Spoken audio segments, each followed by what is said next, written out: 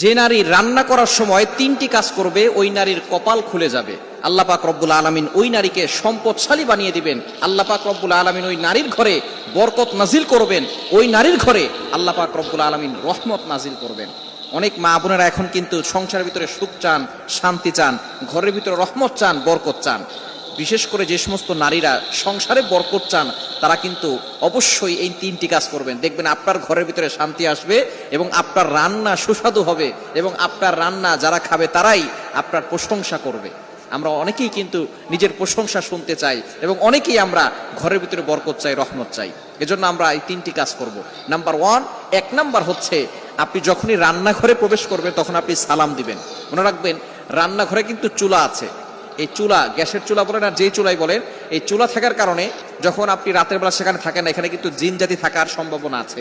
এই জন্য যখনই আপনি রান্নাঘরে ঢুকবেন তখনই সর্বপ্রথম এক নাম্বার কাজ করবেন, সালাম দিবেন, আসসালামু আলাইকুম ওয়া রাহমাতুল্লাহ।